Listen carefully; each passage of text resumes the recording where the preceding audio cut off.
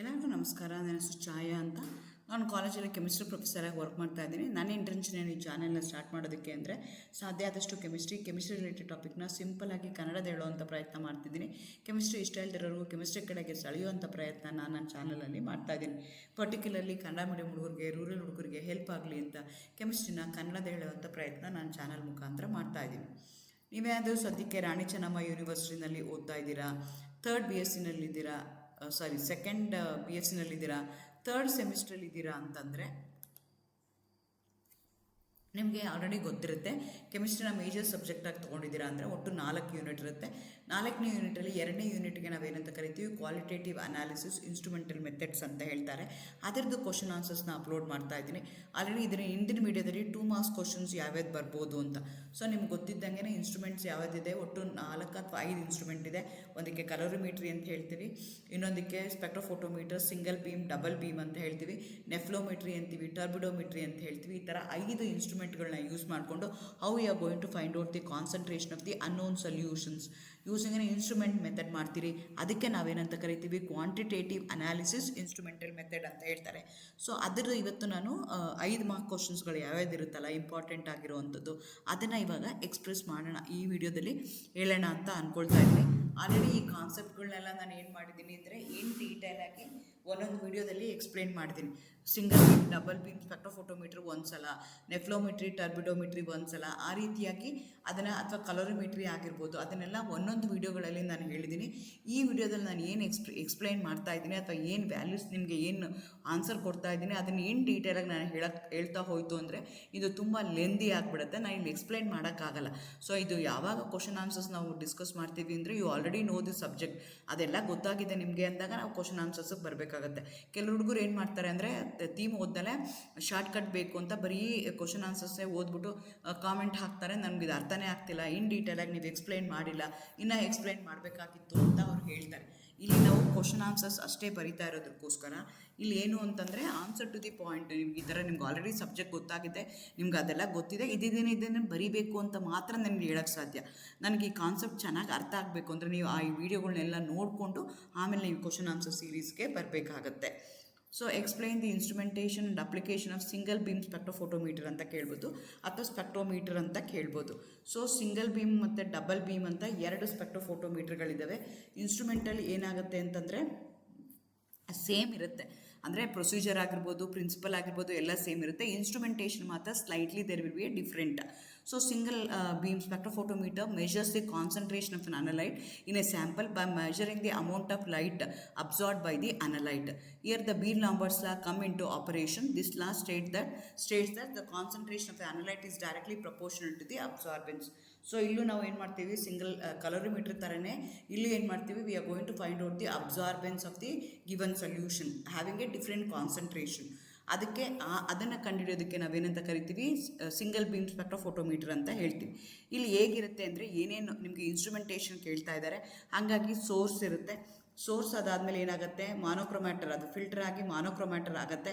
ಅದಾದಮೇಲೆ sample cell ಮೇಲೆ ಬೀಳುತ್ತೆ, ಅದಾದಮೇಲೆ ಡಿಟೆಕ್ಟರ್ ಆಗುತ್ತೆ, ಆಮೇಲೆ ಆಂಪ್ಲಿಫೈಯರ್ ಆಗಿ ಆಮೇಲೆ ರೀಡ್ಔಟ್ ಆಗುತ್ತೆ. ಆ್ಯಕ್ಚುಲಿ ಸಿಂಗಲ್ ಬೀಮ್ ಸ್ಪೆಕ್ಟ್ರೋಫೋಟೋಮೀಟ್ರಲ್ಲಿ ಸೇಮ್ ಎಕ್ಸ್ಪೆರಿಮೆಂಟ್ನ ನಾವು 2 ಸಲ ಮಾಡ್ತೀವಿ. ಒಂದು ಸಲ ನಾವೇನು ಮಾಡ್ತೀವಿ, ರೆಫರೆನ್ಸ್ ಸೊಲ್ಯೂಷನ್ ಯಾವುದಿದೆಯಲ್ಲ ಅದ್ರ ಮೇಲೆ ಲೈಟ್ನ ಹಾಕಿ what is the amount of absorbance ಅಂತ ಫೈಂಡ್ ಔಟ್ ಮಾಡ್ತೀವಿ. ಇನ್ನೊಂದು ಸಲ ಏನು ಮಾಡ್ತೀವಿ, ಸ್ಯಾಂಪಲ್ ಅನಲೈಟ್ ಯಾವುದಿದೆಯಲ್ಲ ಅದನ್ನು ತೊಗೊಂಡು ಮಾಡ್ತೀವಿ. ಅಂದರೆ same experiment we are going to do twice.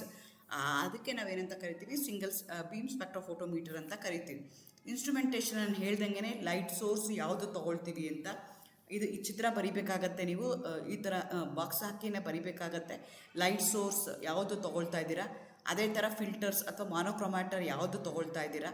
ಅದಾದಮೇಲೆ ಏನಾಗುತ್ತೆ, ಸ್ಯಾಂಪಲ್ ಕಂಪಾರ್ಟ್ಮೆಂಟ್ ಅಂತ ಕರಿತೀವಿ ಅಥವಾ ಸ್ಯಾಂಪಲ್ ಸೆಲ್ ಅಂತ ಕರಿತೀವಿ. ಅದೇ ಥರ ಆಮೇಲೆ ಡಿಟೆಕ್ಟರ್ ಬರುತ್ತೆ, ಫೋಟೋ ಡಿಟೆಕ್ಟರ್ ಬರುತ್ತೆ, ಆಮೇಲೆ ರೆಕಾರ್ಡರ್ ಅಥವಾ ರೀಡ್ಔಟ್ ಅಂತ ಹೇಳ್ತೀವಿ. These are the different parts of the instrument. ನೀವು ಎಲ್ಲ ಪಾರ್ಟ್ನೂ ಇನ್ ಡೀಟೇಲಾಗಿ ಎಕ್ಸ್ಪ್ಲೇನ್ ಮಾಡಬೇಕಾಗತ್ತೆ. ಸೋರ್ಸ್ ಆಫ್ ಲೈಟ್ ತೊಗೊಂಡ್ರೆ ರಿಕ್ವೈರ್ಮೆಂಟ್ ಏನಿರಬೇಕು ಅಂದರೆ ಆ ಸೋರ್ಸ್ ಆಫ್ ಲೈಟು ಸ್ಟೇಬಲ್ ಆಗಿರಬೇಕು, ಕಂಟಿನ್ಯೂಸ್ ರೇಡಿಯೇಷನ್ಸ್ನ ಕೊಡ್ತಾ ಇರಬೇಕು, it should be sufficient intensity for the transmitted energy to be detected at the end of the optical path.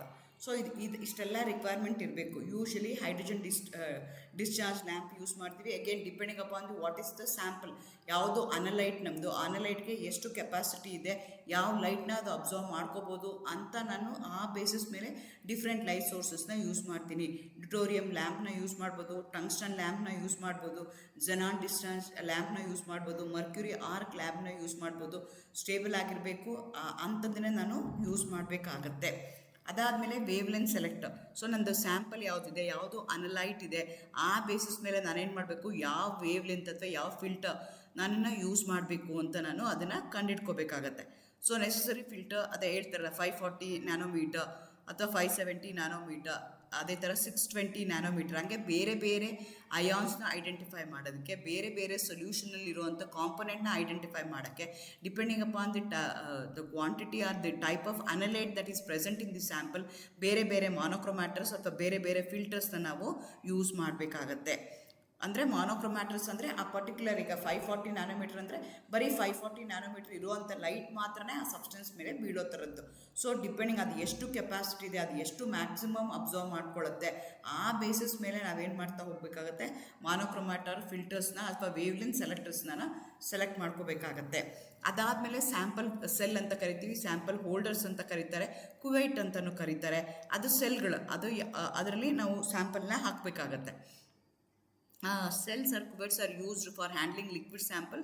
The cell may either a rectangular or cylindrical in nature. To study UV region, the cells are prepared from the quartz or fused silica, whereas the color corrected fused gas are used for visible region. So light ಯಾವ ಥರ ಮಾನೋಕ್ರೊಮ್ಯಾಟರ್ ನೀವು use ಮಾಡ್ತೀರ ಅನ್ನೋದ್ರ ಮೇಲೆ. So ನೀವೇನಾದರೂ you V ರೀಜನಲ್ಲಿ use ಮಾಡ್ತಾ ಇದ್ದರೆ quartz ಅಥವಾ ಫ್ಯೂಸ್ಡ್ ಸಿಲಿಕಾ ಯೂಸ್ ಮಾಡ್ತೀರಾ, ಅಥವಾ ನೀವೇನಾದರೂ ವಿಸಿಬಲ್ ರೀಜನಲ್ಲಿ ಯೂಸ್ ಮಾಡ್ತಾ ಇದ್ದರೆ ಆವಾಗ ಫ್ಯೂಸ್ಡ್ ಗ್ಲಾಸ್ನ, ಕಲರ್ಡ್ ಫ್ಯೂಸ್ಡ್ ಗ್ಲಾಸ್ನ ನೀವು ಯೂಸ್ ಮಾಡ್ಬೋದು. Cleaning is carried out washing with a distilled water or with a dilute alcohol or acetone. ನಿಮ್ಗೆ ಕೊಟ್ಟಿರುವಂಥ ಸ್ಯಾಂಪಲ್ಸ್ನೆಲ್ಲ ಚೆನ್ನಾಗಿ ಏನು ಮಾಡಬೇಕು, ನಾನು ಅಂದರೆ ತೊಳಿಬೇಕು, ಅದನ್ನು ತೊಳೆದ್ಬಿಟ್ಟು ನಾನು ಸ್ಯಾಂಪಲ್ ಹಾಕಬೇಕು. ಔಟ್ಸೈಡ್ ದಿ ಸೆಲ್ ಏನಿದೆಯಲ್ಲ, ಕುವೆಟ್ ಏನಿದೆಯಲ್ಲ, ಚೆನ್ನಾಗಿ ಅದನ್ನು ಏನು ಮಾಡಬೇಕು, ನಾನು ವೈಪ್ ಔಟ್ ಮಾಡಬೇಕು. ಯಾವುದೇ ರೀತಿಯಾದಂಥ ಫಿಂಗರ್ ಪ್ರಿಂಟ್ ಇರಬಾರ್ದು. ಸೊ ನಾನು ಯಾವ ಥರ ಸೆಲ್ನ ತೊಗೋಬೇಕು ಅಂದರೆ, cell should not observe the light, only the solution inside the cell should observe the light. ಆ ಥರ ಇರುವಂಥದ್ದು ನಾನು ಕುವೆಟ್ಗಳನ್ನ ಹಾಕ್ಕೋಬೇಕು. ಸೊ ಈಗ ನನಗೇನಾಯಿತು, ಲೈಟ್ ಬಿಡ್ತಾ ಇದ್ದೀನಿ. ಮಾನೋಕ್ರೊಮ್ಯಾಟರ್ ಅಂದರೆ ಯಾವುದು, ಎಷ್ಟು ಕೆಪಾಸಿಟಿ ಇರುವಂಥದ್ದು, ಎಷ್ಟು ನ್ಯಾನೋಮೀಟ್ರ್ ಇರುವಂಥದ್ದು, ಎಷ್ಟು ಫಿಲ್ಟರ್ ಇರುವಂಥ ಅಬ್ಸಾರ್ಬೆನ್ಸ್ ನಾನು ನನ್ನ ಸ್ಯಾಂಪಲ್ ಮೇಲೆ ಹಾಕಬೇಕು ಅಂತ ಡಿಸೈಡ್ ಮಾಡಿದ್ದೀನಿ. ನನ್ನ ಸ್ಯಾಂಪಲ್ ಸೆಲ್ಲಲ್ಲಿ ತೊಗೊಂಡಿದ್ದೀನಿ. ಸ್ಯಾಂಪಲ್ ಸೆಲ್ ಮೇಲೆ ಏನು ಮಾಡ್ತಾ ಇದೆ, ಲೈಟು ಬೀಳ್ತಾ ಇದೆ.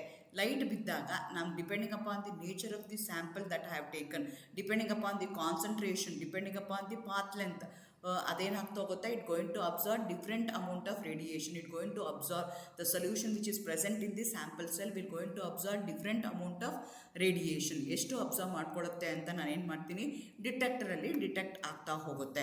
ಡಿಟೆಕ್ಟರ್ ಯೂಶಲಿ ನಾವೇನು ಮಾಡ್ತೀವಿ, ಫೋಟೋ ಎಮಿಷನ್ ಟ್ಯೂಬ್ ಅಂತ ಹೇಳ್ತೀವಿ, ಫೋಟೋ ಟ್ಯೂಬ್ಸ್ ಅಂತೀವಿ, ಫೋಟೋ ಮಲ್ಟಿಪಲ್ ಟ್ಯೂಬ್ಸ್ ಇರ್ಬೋದು, ಫೋಟೋ ವೋಲ್ಟಾಯಿಕ್ ಸೆಲ್ ಇರ್ಬೋದು, ಇದನ್ನೆಲ್ಲನ ನಾವು ಯೂಸ್ ಮಾಡ್ತೀವಿ. Single beam spectrophotometer. These single beam spectrophotometers are more compact and optically simpler than double beam spectrophotometer. The instruments are less expensive compared to that of double beam spectrophotometer. The single beam spectrophotometer is an analytical instrument in which all the light waves come from the light source passes through a sample. Therefore, the measurements are taken as the intensity of the light before and after the light pass through the sample. These single beam spectrophotometers are more compact and optically simpler than the double beam spectrophotometer, and these instruments are less expensive. ಈ ರೀತಿಯಾಗಿ single beam spectrophotometer ಇರುತ್ತೆ. ಈ ಥರ ಆಗುತ್ತೆ. ಇದನ್ನೆಲ್ಲನೂ ನೀವೇನು ಮಾಡಬೇಕಾಗತ್ತೆ, ಹೇಳಬೇಕಾಗತ್ತೆ. Depends upon beer Lambert's ಲಾ ಅಂಥೇಳಿ ಇದ್ರದ್ದು ನೀವು ಇನ್ಸ್ಟ್ರುಮೆಂಟೇಷನ್ನ ಎಕ್ಸ್ಪ್ಲೈನ್ ಮಾಡಬೇಕಾಗತ್ತೆ.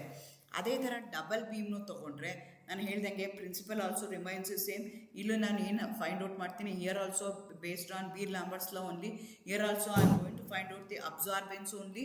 ಬಟ್ ದ ಡಿಫ್ರೆನ್ಸ್ ಇನ್ಸ್ಟ್ರುಮೆಂಟೇಷನ್ ಎಲ್ಲನೂ ಸೇಮ್ ಇದೆ. ಡಿಫ್ರೆನ್ಸ್ ಏನು ಅಂತಂದರೆ, ನನ್ನ ಸ್ಯಾಂಪಲ್ ಸೆಲ್ಲು ಮತ್ತು ರೆಫರೆನ್ಸ್ ಸೆಲ್ ಏನು ಬೀಳೋ ಅಂಥ ಲೈಟ್ ಏನಿದೆಯಲ್ಲ, ಮಾನೋಕ್ರೊಮ್ಯಾಟಿಕ್ ಲೈಟ್ ಏನಿದೆಯಲ್ಲ, ಅದು ಸ್ಪ್ಲಿಟ್ ಆಗುತ್ತೆ. The double beam spectrophotometer is an analytical instrument in which the light beam coming from the light source split into two fraction. ಒಂದಕ್ಕೆ ಸ್ಯಾಂಪಲ್ ಅಂತ ಕರಿತೀವಿ ಅನಲೈಟು, ಇನ್ನೊಂದಕ್ಕೆ ರೆಫರೆನ್ಸ್. ಎರಡನ್ನೂ ಅಟ್ ಎ ಟೈಮ್ ಲೈಟ್ ಬೀಳೋಂಗೆ ನಾವು ಮಾಡ್ಕೊಳ್ತೀವಿ. ಅಟ್ ಎ ಟೈಮ್ ಡಿಟೆಕ್ಟರಲ್ಲಿ ನನಗೆ ಗೊತ್ತಾಗುತ್ತೆ, ಅದರಿಂದ ಡೇಟಾ ಇನ್ಪುಟ್ ಬರುತ್ತೆ. ಅದು ಬಿಟ್ಟರೆ ಮಿಕ್ಕಿದೆಲ್ಲ ಲೈಟ್ ಸೋರ್ಸ್ ಆಗಿರ್ಬೋದು, ಅಥವಾ ಮಾನೋಕ್ರೊಮ್ಯಾಟ್ರಸ್ ಆಗಿರ್ಬೋದು, ಸ್ಯಾಂಪಲ್ ಹೋಲ್ಡರ್ಸ್ ಆಗಿರ್ಬೋದು, ಡಿಟೆಕ್ಟರ್ಸ್ ಆಗಿರ್ಬೋದು, ಎಲ್ಲನೂ ಏನಾಗಿರುತ್ತೆ ಅಲ್ಲಿ ಸೇಮ್ ಇರುತ್ತೆ. ಡಿಫ್ರೆಂಟ್ ಆಗಿರೋವಂಥದ್ದು ಏನು ಅಂತಂದರೆ ಓನ್ಲಿ ದಿ ಇನ್ಸ್ಟ್ರೂಮೆಂಟ್ ಏನಾಗುತ್ತೆ in the third stage monochromator ಆದಮೇಲೆ ದ ಲೈಟ್ ಏನಾಗುತ್ತೆ ತನ್ನಷ್ಟಕ್ಕೆ we are going to design an instrument in such a manner that the light going to split into two fraction. One fraction will going to fall on the sample analyte, ಇನ್ನೊಂದು ನಾವು reference ಯಾವ್ದು ತೊಗೊಂಡಿದ್ದೀವಲ್ಲ ಅದ್ರ ಮೇಲೆ ಹೋಗುತ್ತೆ, ಎರಡು detect ಮಾಡುತ್ತೆ. ಈ ರೀತಿಯಾಗಿ ನಾವು ಕಂಡುಹಿಡ್ಕೊಳ್ತೀವಿ. ಅದೇ ಥರ ಪ್ರಿನ್ಸಿಪಲ್ ಆ್ಯಂಡ್ ಇನ್ಸ್ಟ್ರೂಮೆಂಟೇಷನ್ ಆಫ್ ನೆಫ್ಲೋಮೆಟ್ರಿ ಅಂತ ಹೇಳ್ತಾರೆ.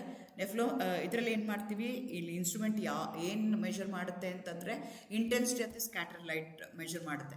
ವೆರಾಸ್ in the case of colorimetry ಆಗಿರ್ಬೋದು, ಇಲ್ಲ ಅಂತಂದರೆ ಸ್ಪೆಕ್ಟ್ರೋಫೋಟೋಮೀಟರ್ ಡಬಲ್ ಬೀಮ್ ಆಗಿರ್ಬೋದು, ಸಿಂಗಲ್ ಬೀಮ್ ಸ್ಪೆಕ್ಟ್ರೋಫೋಟೋಮೀಟರ್ ಆಗಿರ್ಬೋದು.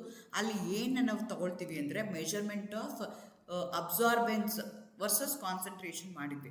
ಆದರೆ ನೆಫ್ಲೋಮೀಟ್ರಿನಲ್ಲಿ ಏನು ಮಾಡ್ತೀವಿ ಅಂದರೆ intensity of the scattering of light intensity of the scattering light, ಅಲ್ಲಿ intensity of the absorbed light calculate ಮಾಡ್ತಾ ಇದ್ವಿ. ಈ intensity of the scattered light as a function of concentration of the disperse phase. ಯಾಕೆ ಅಂತಂದರೆ ನಿಮಗೆ whereas in the case of ಕಲೋರಿಮೀಟ್ರಿನಲ್ಲಿ colour ಸೊಲ್ಯೂಷನ್ಸ್ನ ತೊಗೊಳ್ತೀವಿ.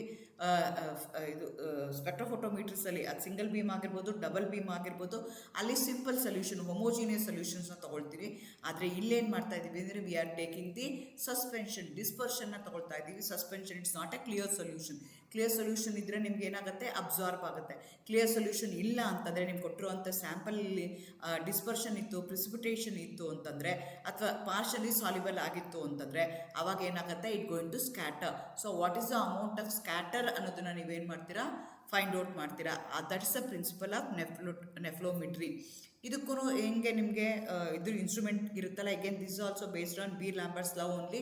ಸೊ ಇಲ್ಲಿ ನಾವು ಏನು ಕನ್ಸಿಡರ್ ಮಾಡ್ತಾ ಇದ್ದೀವಿ ಅಂತಂದರೆ ಬೇಸಿಕ್ ಕಾಂಪೊನೆಂಟ್ಸ್, ಸೋರ್ಸ್ ಇರ್ಬೋದು, ಏನಾಗಿರ್ಬೋದು, ಫಿಲ್ಟರ್ಸ್ ಆಗಿರ್ಬೋದು, ಸ್ಯಾಂಪಲ್ ಸೆಲ್ಸ್ ಆಗಿರ್ಬೋದು, ಡಿಟೆಕ್ಟರ್, ರೀಡೌಟ್ ಡಿವೈಸ್, ಎಕ್ಸಾಕ್ಟ್ಲಿ ಎಲ್ಲನೂ ಅಲ್ಲಿ ಹೆಂಗೆ ಯೂಸ್ ಮಾಡ್ತೀವಲ್ಲ ಅದೇ ಥರನೇ ಯೂಸ್ ಮಾಡ್ತೀವಿ.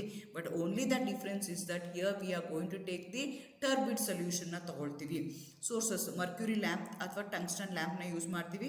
ಫಿಲ್ಟರ್ಸ್ಗೆ ಅಬ್ಸಾರ್ಪ್ಷನ್ ಫಿಲ್ಟರ್ಸ್ ಅಥವಾ ಇಂಟರ್ಫರೆನ್ಸ್ ಫಿಲ್ಟರ್ಸ್ ಅಂತ ನಾವು ಯೂಸ್ ಮಾಡ್ತೀವಿ. ಸ್ಯಾಂಪಲ್ ಸೆಲ್ಸ್ ನೆಫ್ಲೋಮೆಟ್ರಿನಲ್ಲಿ ಮತ್ತು ಟರ್ಬಿಡೋಮೆಟ್ರಿನಲ್ಲಿ ಅದರದ್ದು ಶೇಪು ಚೇಂಜ್ ಆಗಿರುತ್ತೆ. ಇನ್ ದಿ ಕೇಸ್ ಆಫ್ ನೆಫ್ಲೋಮೆಟ್ರಿ ಇದು ಹೇಗಿರುತ್ತೆ ಅಂತಂದರೆ ಆಕ್ಟಾಹೈಡ್ರಲ್ ಸ್ಯಾಂಪಲ್ ಸೆಲ್ ಇರುತ್ತೆ. ಶೇಪ್ ಹೇಗಿರುತ್ತೆ ಅಂದರೆ ಆಕ್ಟಾಹೈಡ್ರಲ್ ಇರುತ್ತೆ. I0 ಬಿಟ್ಟಾಗ ನಿಮಗೆ ಇದು IT ಆಗುತ್ತೆ. But I am going to find out when it is at 90 degree. ಆ ಥರ ನಾನು ಏನು ಮಾಡ್ತೀನಿ, ಯೂಸ್ ಮಾಡ್ತೀನಿ. ಯೂಶಲಿ ಗ್ಲಾಸು ಅಥವಾ ಪ್ಲಾಸ್ಟಿಕ್ಕಿಂದ ಮಾಡಿರ್ತಾರೆ. ಆದರೆ ಶೇಪ್ ಯಾವ ಥರ ಇರುತ್ತೆ ಅಂದರೆ ಸೆಮಿ ಆಕ್ಟೋಗೋನಲ್ ಸ್ಯಾಂಪಲ್ ಸೆಲ್ಸ್ನ ನಾವಿಲ್ಲಿ ಹಾಕ್ತೀವಿ. Detectors, most commonly used detectors in nephelometry is photomultiplier tubes use ಮಾಡ್ತೀವಿ. In order to obtain the greater sensitivity to a very weak light intensities, multiplication of initial photo electrons by secondary emission is also employed. Several anodes at a gradually increasing potential are continued in one tube ಅಂತ ಹೇಳ್ತೀವಿ. ನೋಡ್ರಿ, ಈ ಥರ ಇರುತ್ತೆ detector ಯಾವ ರೀತಿಯಾಗಿ ನಾವು use ಮಾಡ್ತೀವಿ ಅಂತ. ಅದೇ ಥರ ನೆಫ್ಲೋಮೆಟ್ರಿ ನೀವು ಕನ್ಸಿಡರ್ ಮಾಡ್ಕೊಳ್ಳೋದಾದರೆ ಪಾತ್ ಲೈಟ್ ಇದೆ, ಆರ್ಡಿನರಿ ಲೈಟ್ ಇದೆ, ಲೆನ್ಸ್ ಬೀಳ್ತಾ ಇದ್ದೀವಿ. ಅದನ್ನು ನಾವೇನು ಮಾಡ್ತಾ ಇದ್ದೀವಿ, ಸ್ಕ್ಯಾಟ್ರಾಗಿ ಮಾಡ್ತಿದ್ವಿ to a longer wavelength. Because ನಾವು ಸ್ಯಾಂಪಲ್ ಸೆಲ್ ಯೂಸ್ ಮಾಡ್ತಾ ಇರೋದೇ ಇದನ್ನು ಇರೋದು ಯೂಸ್ ಮಾಡ್ತಾ ಇದ್ದೀವಿ. ಹಾಗಾಗಿ ಏನಾಗುತ್ತೆ ಅಂದರೆ 90 ಡಿಗ್ರಿ ಡಿಟೆಕ್ಟರ್ ಏನಾಗುತ್ತೆ, ಫಾರ್ವರ್ಡ್ ಡಿಟೆಕ್ಟರ್ ಏನಾಗುತ್ತೆ, ಟ್ರಾನ್ಸ್ಮಿಟೆಡ್ ಏನಾಗುತ್ತೆ, it going to scatter in all the direction at different angles. ಅದನ್ನು ನೀವು